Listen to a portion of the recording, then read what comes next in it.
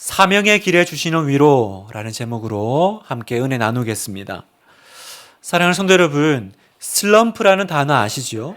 슬럼프. 주로 이제 운동 선수들이 자주 사용하는 단어인데 아무리 연습을 해도 어느 순간 운동에 효과도 없고 또 의욕도 상실되고 또 성적이 떨어지는 시기를 이제 가리켜서 우리가 슬럼프에 빠졌다, 슬럼프 이런 이제 단어를 씁니다. 근데 여러분 이 슬럼프가 비단 운동선수나 혹은 유명 연예인에게만 나타나는 증상이 아니고 우리의 일상생활 가운데도 우리가 슬럼프를 경험합니다. 아무리 노력해도 언제나 제자리 걸음 같은, 아니요, 제자리 걸음이 아니라 오히려 좀 더 뒤로 후퇴하는 것 같은 그런 느낌이 살면서 찾아올 때가 있습니다. 그때 우리는 굉장히 무기력해지고 무능력해지고 또 의욕을 상실하죠. 다 포기하고픈 그런 마음이 생깁니다. 오늘 본문에서 사도 바울이 그런 상태에 놓여 있습니다. 사도 바울이 지난주에 그 아덴을 지나서 고린도라는 도시에 도착했는데 그때 그 바울의 그 심정, 그 마음의 상태를 보면 우리 표현으로 하면 슬럼프, 다시 말해서 침체기에 빠져 있는 것 같습니다. 그래서 사도 바울이 그때 자신의 그 마음을 고린도 전서에서 이렇게 표현합니다. 내가 너희 가운데 거할 때에 약하고 두려워하고 심히 떨었노라. 내가 너희 가운데 거할 때에, 너희는 그 고린도에 있을 때거든요. 그때 내가 약하고 무서웠다라는 거죠. 심히 떨었다라는 겁니다. 오늘 이 예배 가운데 마치 내 마음이 딱 사도 바울의 마음 같은 성도가 있습니까? 내가 지금 영적인 슬럼프에 빠져 있고 삶 가운데 뭔가 지금 아무리 노력해도 빠져나오지 못하는 그런 침체기에 있다고 하면 오늘 주님께서 여러분의 마음을 만져주실 것을 믿으십시오. 오늘 주시는 말씀을 통해서 사도 바울을 일으키셨던 그 하나님의 그 역사가 여러분의 영혼도 여러분의 삶도 다시 벌떡 일으켜 세워주실 것을 믿습니다. 사도 바울이 오늘 이 고린도에 오기까지의 여정을 보면 참 험난했습니다. 한마디로 험난했죠. 사도 바울은 원래 그 유럽인 마게도냐로 가려고 하지 않았다는 거 우리 이제 다 알고 있습니다. 원래는 이제 북쪽 아시아, 그래서 북아시아로 가려고 무단히 노력했고 준비했고 계획을 세웠는데 하나님께서 그 길을 막으시죠. 막으실 뿐만 아니라 환상 가운데 마게도냐 사람이 나타나서 우리를 도와달라 막 그렇게 보이니까 어쩔 수 없이 사도 바울이 그 계획을 접고요. 이제 선교의 방향을 틉니다. 그리고 전혀 준비가 안 돼 있잖아요. 왜냐하면 아시아 가려고 준비하고 있었으니까. 준비가 안 된 채로 마게도냐로 향했습니다. 그 첫 번째 도시가 빌립보였습니다. 그런데 여러분 그 빌립보에 도착하고 보니 하나님이 인도하셨다라고 보기에는 너무 어려움이 많은 거예요. 귀신 들린 여종을 고쳐주긴 했습니다만 그 대가로 심한 매질과 또 지하 감옥에 갇히고요. 그래서 데살로니가로 그 다음 이동은 하지만 사실은 쫓겨나듯이 도망치듯이 그렇게 데살로니가 지역으로 넘어갔습니다. 데살로니가에서는 어땠습니까? 그 야손, 그 제이슨이라고 했잖아요. 그 야손 가족을 만나는 위로는 있었지만 거기서도 또 이렇게 유대인 불량배들이 나타나서 얼마나 많이 괴롭힘을 당했습니까? 또 이 사람들이 얼마나 독한지 그 사람들 피해가지고 베레아로 가니까 또 그 소식을 듣고 따라옵니다. 따라와서 끝까지 사도 바울을 괴롭히는 거죠. 그래서 넘어간 곳이 우리가 지난주에 나눴던 이제 아덴, 신전으로 유명한 아덴, 아테네를 갑니다. 근데 우리가 지난주 또 살펴봤지만 그 아덴에서는요, 논쟁만 했지 복음의 열매가 그렇게 많지 않았습니다. 그래서 그 아덴에서의 마지막 기록을 사도행전 17장 32절에 이렇게 기록합니다. 그들이 아덴 사람들이죠. 죽은 자의 부활을 듣고 어떤 사람은 조롱도 하고 어떤 사람은 이 일에 대하여 내 말을 다시 듣겠다 하니 이에 바울이 그들 가운데서 떠나매. 대부분 조롱했어요. 그리고 다음에 들을게요. 그냥 물렸습니다. 그래서 이해가 나온 거예요. 이해가 뭡니까? 할 수 없이잖아요. 할 수 없이. 안 들으니까, 조롱하니까 그래서라는 거죠. 그래서 바울이 그들 가운데 떠났다. 굉장한 실망한 마음으로 아덴을 떠나서 고린도에 도착을 합니다. 그러면 여러분, 고린도는 어떤 도시였을까요?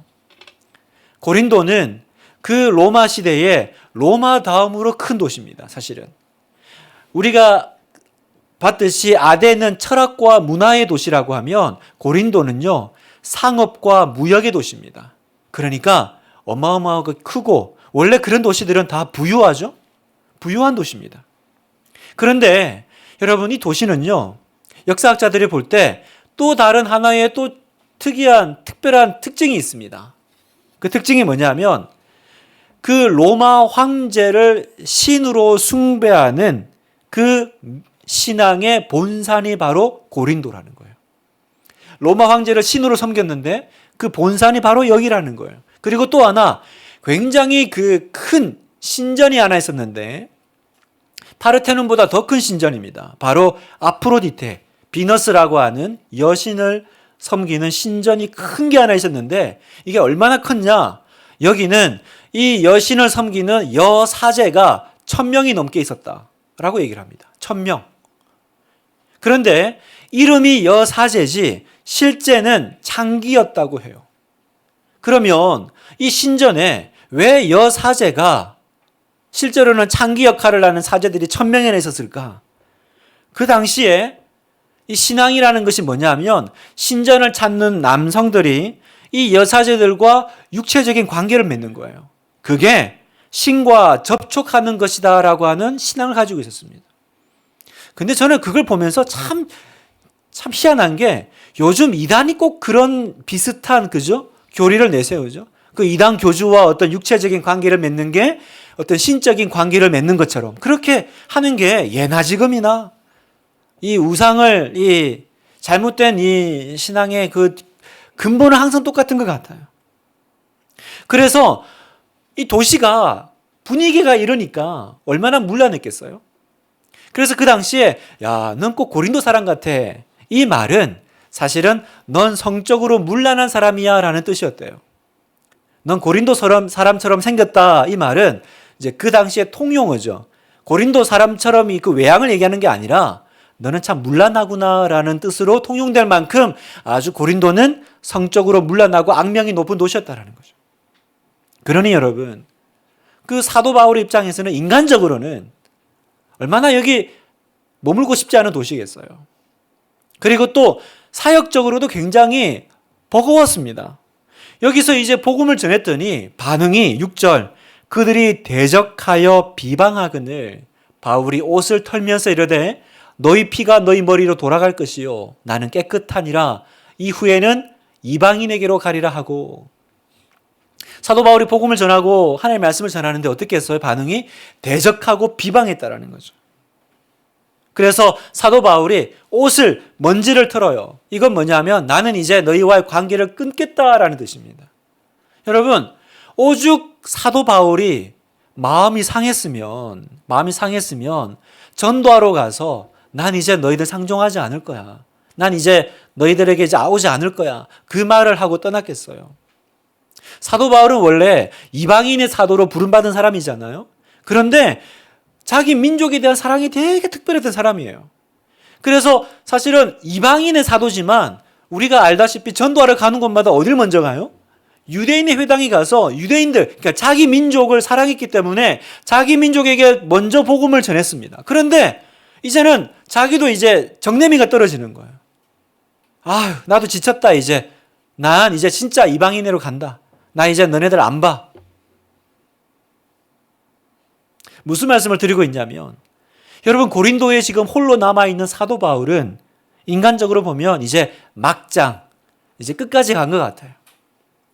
그래서 고린도에서 처음으로 그 자비량 선교사를 뜻하는 텐트 메이크라는 단어가 나오는데, 이 텐트 메이크라는 단어가 왜 자비량, 그러니까 스스로 돈을 벌어서 사역을 하는 사람을 우리가 자비량 선교사라고 하는데, 왜 자비량인데 영어 번역은 텐트 메이커일까? 바로 이 사도 바울이 이 일을 했기 때문에 여기서 유래된 거예요. 자, 3절을 보면 생업이 같으므로 함께 살며 일을 하니 그 생업은 천막을 만드는 것이니라. 그러니까 텐트 메이커, 천막을 만드는 사람이라는 거죠. 여기서 자비랑 선교사란 말이 나왔는데 사실은 여러분 이게 좋아 보여도 이 동기는 굉장히 서글픈 거예요. 왜냐하면 사도 바울이 고린도에 왔지만 아무도 나를 반겨주는 사람도 없고 도와주는 사람도 없고 자기 집에 초대하는 사람도 없으니 어떻게 해요? 먹고 살고 자기의 생계를 유지해야 되니까 어쩔 수 없이 생계로 나간 거죠. 일하러 나간 겁니다. 그게 텐트 메이커였어요. 그러니까 사도 바울의 지금 심정은요, 정말로 아까 우리가 얘기한 대로 약하고 두려워하고 심히 떨었다라는 거예요. 아, 하나님이 나를 이러려고 여기 보내셨나? 나 원래 여기 오려고 했던 게 아닌데 왜 하나님은 그 길을 막고 나를 여기로 보내셨지? 내가 이렇게 살려고 하나님의 종이 되었나? 내 마음이 너무 힘들어. 난 지금 바르게 온 게 맞을까? 지금 여기까지 왔는데 돌아보니까 내 길은 완전 고생의 연속길이잖아. 난 지금 바른 결정을 한 건가? 지금 이렇게 계속 가야 되나? 여러 가지 번민과 슬럼프, 그죠? 빠져 있었을 겁니다. 분당 하나교회 성도 여러분, 오늘 제가 여러분에게 말씀드리고 싶은 건 이 부분이에요.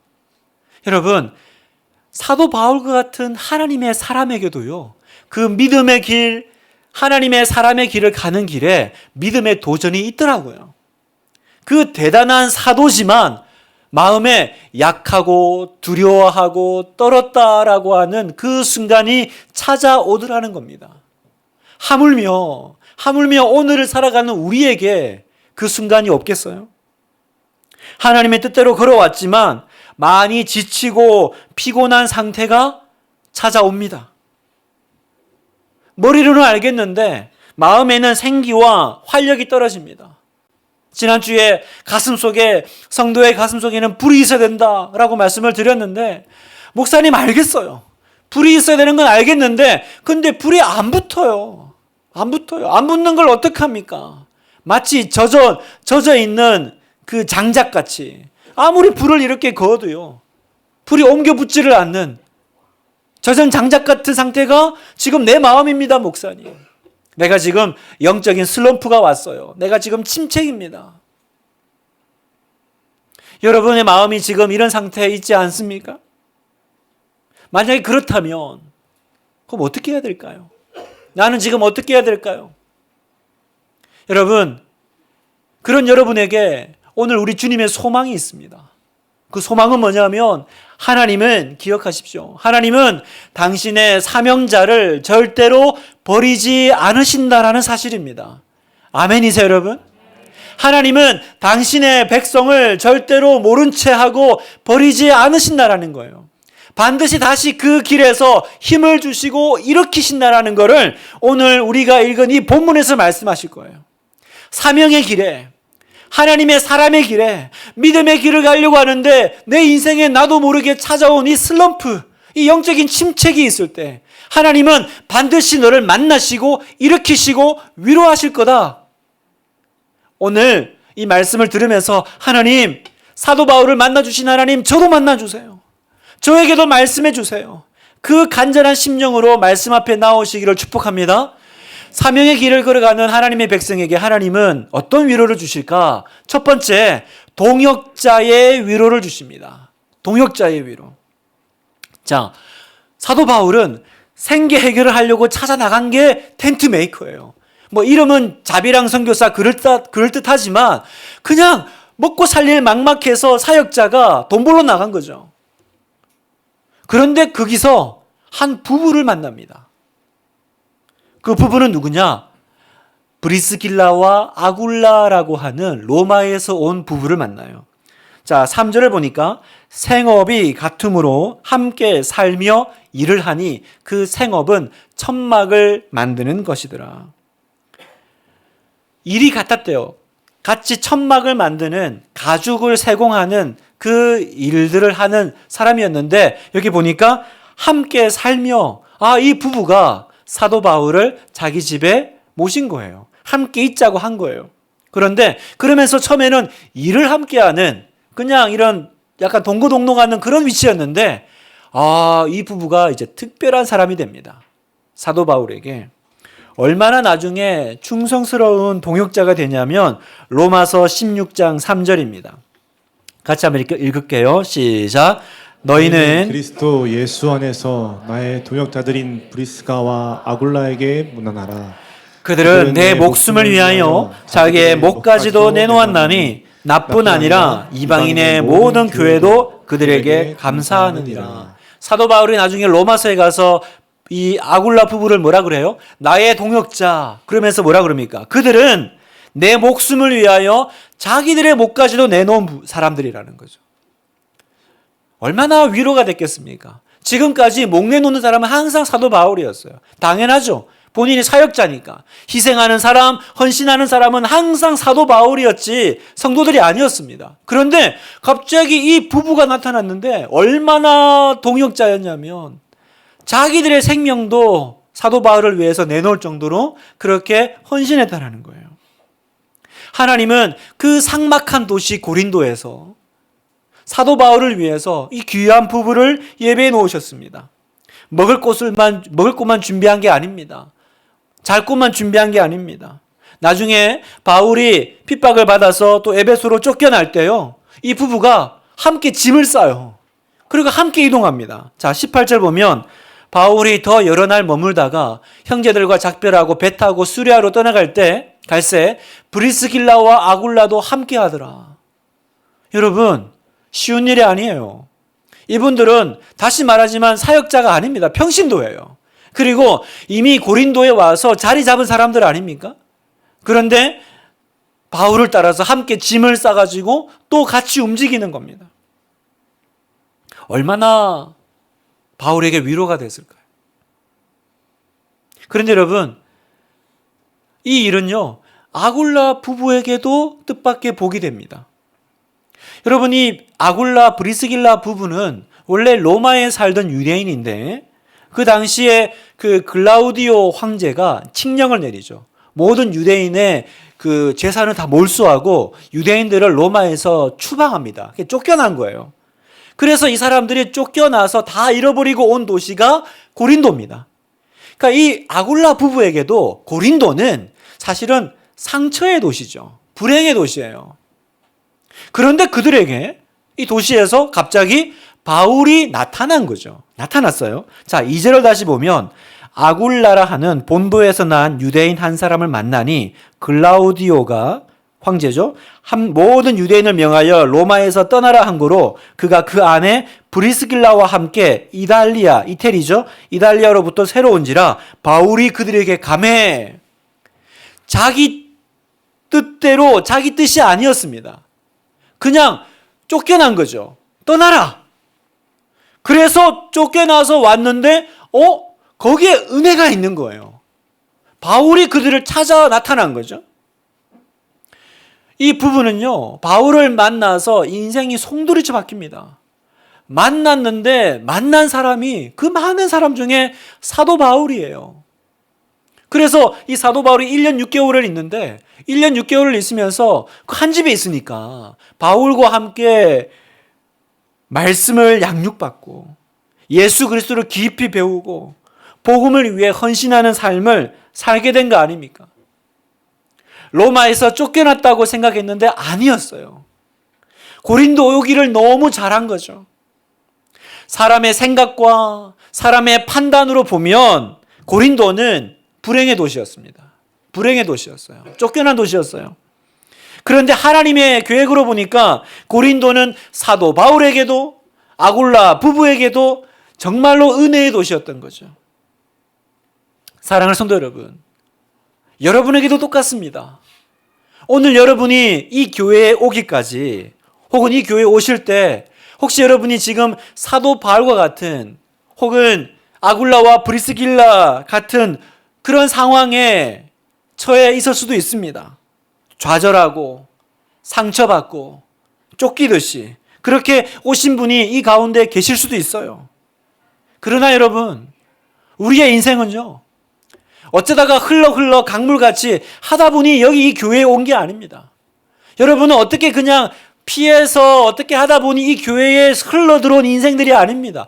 우리의 삶은 그렇게 되는 게 아니에요. 우리의 삶은 특별한 하나님과 하나님의 섭리와 계획 가운데 진행되는 삶인 줄 믿습니다. 그리고 그 섭리의 끝에는 뭐가 있어요? 하나님이 예배해 놓으신 복이 있는 거예요. 사도 바울에게는 아굴라 부부의 복이 있고요.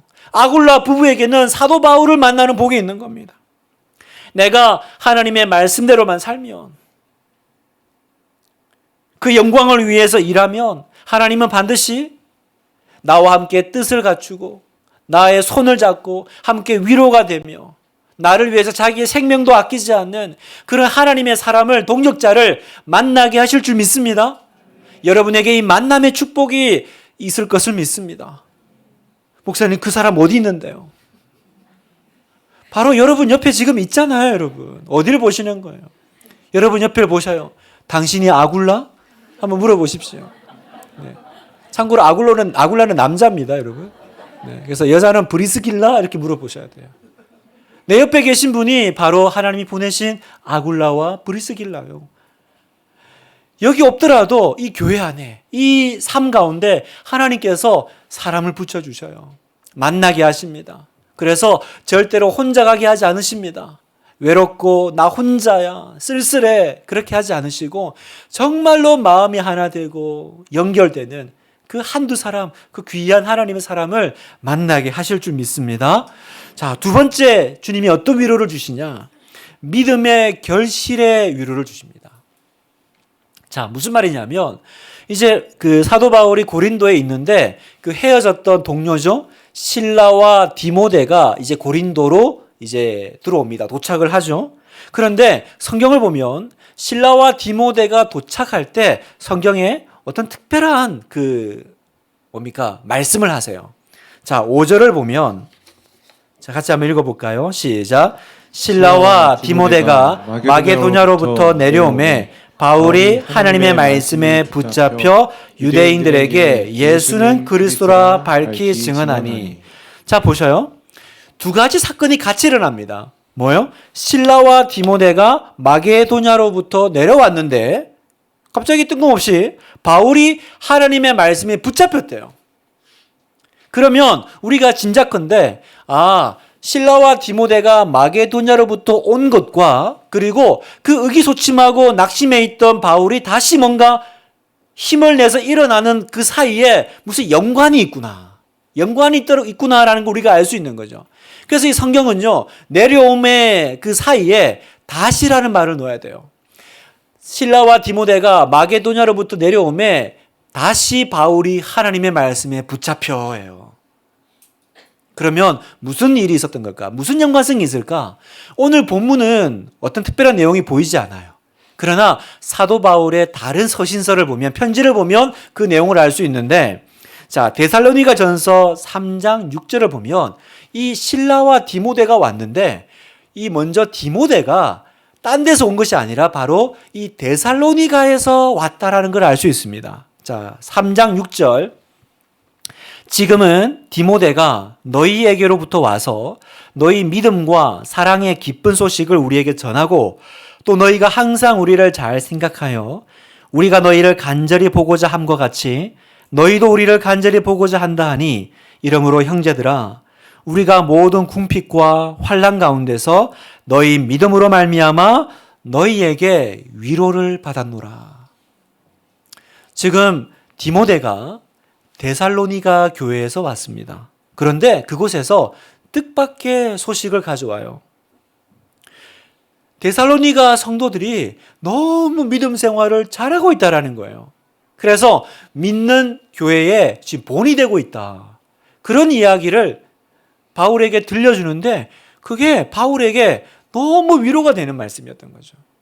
왜냐하면 바울은 도무지 이해할 수가 없었어요.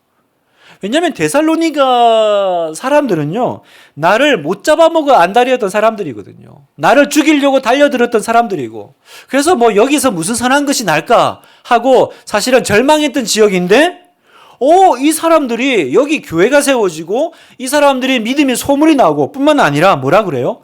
떠난 바울을 그리워한다는 거예요. 그리워하고 든든한 기도의 후원자가 되고 있다. 그러니까 뭐라고 그럽니까? 우리가 모든 궁핍과 환난 가운데 너희로 말미암아 위로를 받았다. 이렇게 얘기하는 거죠. 디모데를 통해서 디모데가 전해준 그 소식을 통해서 위로를 받았고요. 또 한 명이 더 있죠. 실라. 실라는 어디서 왔냐? 실라는 빌립보, 그 마게도냐 첫 도착했던 그 도시 있죠. 빌립보에 들렀다가 왔습니다. 그런데 실라가 오면서 빌립보 교회 성도들이 보내온 선교비를 가져온 거예요.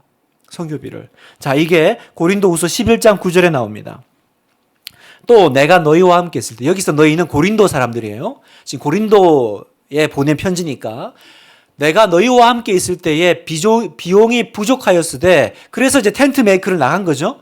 아무에게도 누를 끼치지 아니하였음은 마게도냐에서 온 형제들이 나의 부족한 것을 보충하였음이라. 여기 마게도냐에서 온 형제들이 누굴까? 바로 마게도냐의 첫성이었던 빌립보 성도들인 거죠. 빌립보 성도들이요, 사도 바울이 지금 너무 고생하고 있다는 소식을 듣고 선교비를 모아서 신라를 통해서 붙여온 겁니다.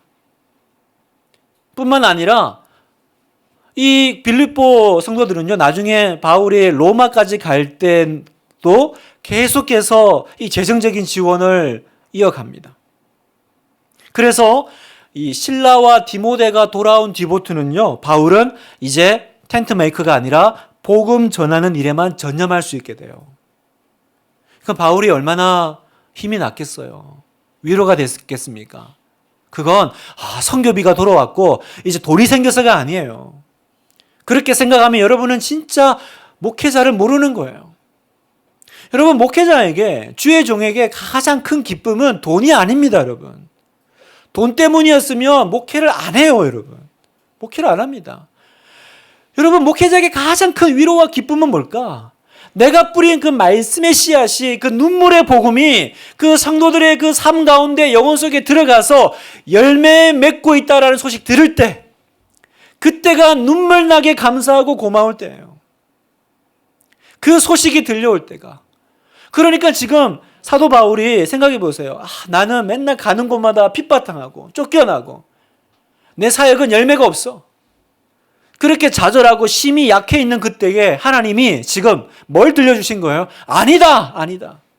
네가 뿌린 그 씨앗이 너는 못 봤지만 그 사이에 뿌리를 내리고 자라서 열매를 맺고 있어. 이걸 지금 실라와 디모데를 통해서 듣게 하신 거예요. 그러니까 바울이 너희로 인하여 내가 위로를 받았다라는 표현을 쓰죠. 다시 주먹에 힘을 딱 주고 일어날 수 있었던 겁니다. 사랑하는 분당 하나교회 성도 여러분, 내가 하나님 나라를 위해서 수고하는 일, 내가 믿음으로 사는 일 쉽지 않습니다. 어렵습니다. 이 길에 환난과 시험이 있고요. 때로는 성공하지 못할 것 같은 그런 생각이 들 때도 있습니다. 그러나 여러분, 하나님 중심으로 살려고 애쓰면요, 믿음으로 살려고 애쓰면요, 하나님이 열매 맺게 하실 줄 믿습니다. 바울이 그때 깨달았을 거예요.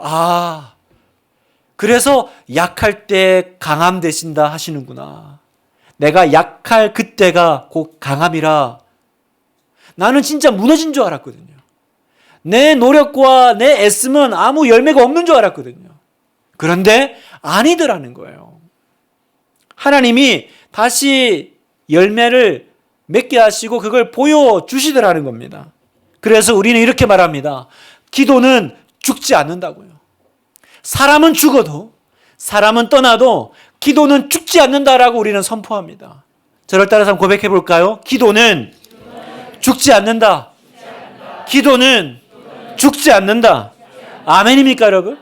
갈라디아서 6장 9절 우리 힘있게 선포합시다. 시작. 우리가 선을 행하되 낙심하지 말지니 포기하지 아니하면 때가 이름에 거두리라. 아멘. 언제 거둬요? 얼마나 주님이 여러 번 강조하시는지 보세요. 낙심하지 마라. 포기하지 마라. 때가 온다. 그때 거두는 거예요. 그때. 지금 보이지 않는 곳에서 여러분이 뿌린 믿음의 씨앗이, 지금 내 아이가 어렵고 우리 가정이 어렵더라도 지금 여러분이 흘린 그 눈물의 기도의 열매가 맺히고 있는 줄 믿습니다. 우리 주님은 일하고 계십니다. 우리 주님은 역사하고 계십니다. 언젠가 그 기도의 씨앗이 자라 다시 여러분에게 돌아올 그날을 기다리십시오. 마지막으로 세 번째 위로는 바로 예수님 자신의 위로예요. 예수님이 그날 밤에 환상 가운데 사도 바울에게 나타나십니다. 우리는 생각하기를 사도 바울쯤 되면 예수님 날마다 나타나실 것 같아요. 그러나 성경에 보면요, 예수님이 바울에게 나타나신 건 사실은 딱 3번입니다. 그 3번 중에 한 번이 어디냐? 바로 오늘 이 고린도에서 부들부들 떨고 있을 때. 그럼 나타나셔서 뭐라고 하셨냐? 자, 9절 같이 한번 보겠습니다. 시작. 밤에 주께서 환상 가운데 바울에게 말씀하시되 두려워하지 말며 침묵하지 말고 말하라. 내가 너와 함께 있음에 어떤 사람도 너를 대적하여 해롭게 할 자가 없을 것이니 이는 이 성중에 내 백성이 많음이라 하시더라. 아멘. 주님이 나타나셔서 뭐라고 하십니까? 첫 번째 메시지가 두려워하지 말라라는 거예요. 두려워하지 말라. 두려워하지 말라. 왜 말했을까요? 바울이 두려워하고 있으니까. 믿음 충만한데 두려워하지 마 이렇게 말할 리가 없잖아요. 지금 바울은 두려워하고 있어요. 무서워하고 있어요. 그때 주님이 두려워하지 마. 그다음 두 번째 뭐예요? 내가 너와 함께 있음에. 왜 이렇게 말씀하셨을까요? 바울이 지금 자기가 혼자라고 느끼고 있으니까. 혼자라고 느끼고 있으니까. 그래서 여러분, 바울이 주님의 음성을 듣고 깨달은 게 뭐예요? 아, 예수님이 다 보고 계셨구나. 이 모든 시간 함께하고 계시구나. 바울은 감격했을 겁니다. 그리고 그 순간에 그 모든 마음이 다 회복됐을 거예요. 그걸 어떻게 아느냐? 그 증거가 나와요. 11절 1년 6개월을 머물며 그들 가운데 하나님 말씀을 가르치니라. 무려 1년 6개월을. 한 번도 바울이 그동안 이렇게 한 지역에 오래 있었던 적이 없습니다. 사실은 가장 연약할 때 아니에요? 그런데 이 지역에서 무려 1년 6개월을 왜요? 그 하나님의 힘으로, 그 위로로 벌떡 일어나고 회복된 거예요. 회복된 겁니다, 여러분. 사랑하는 성도 여러분. 여러분 두려우십니까?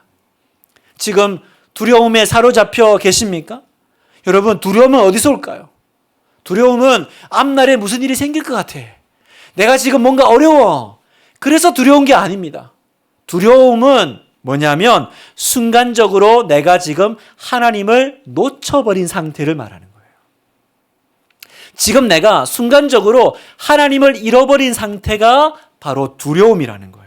그러면 여러분, 두려움을 이기는 방법은 뭐겠어요? 그건 내가 잃어버렸던 주님을 다시 되찾는 거예요. 아, 주님이 지금 나와 함께 계시는구나. 그 믿음을 다시 회복하는 게 내가 두려움을 이기는 방법입니다. 어느 목사님이 비행기 공포증이 심했어요. 그래서 비행기를 탔는데 안 그래도 공포증이 심한데 딱 난기류를 만난 거예요. 터뷸런스가 딱 터지니까 막 흔들거리죠. 그래서 딱 이분이 공황장애가 왔습니다. 나 죽는구나. 그래서 막 부들부들 떨면서 이렇게 숙이고 있는데 문득 보니까 자기 옆에 딸은 너무 해맑은 거예요.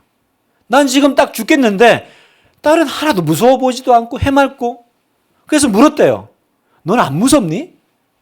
그랬더니 딸이 목사님께 그랬대요. 안 무서워. 어떻게 안 무섭니? 아빠가 옆에 있잖아. 아빠가 옆에 있잖아. 그 말이 이분에게는 하나님 말씀처럼 들렸어요. 난 왜 무서웠을까? 하나님이 내 옆에 계신다는 걸 내가 놓쳐버렸구나.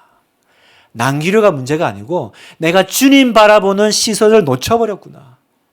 그 딸은 난 지켜주지도 못하는데, 그런데 아빠가 옆에 있다라는 그것 때문에 안도감을 누리는데 나는 하나님이 함께 계심을 보지 못하니까, 그 전능하신 하나님에도 불구하고 그걸 놓쳐버리니까 내가 이 공포의 두려움에 떨고 있었던 거구나.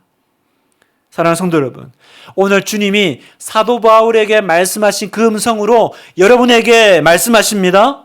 두려워하지 마라.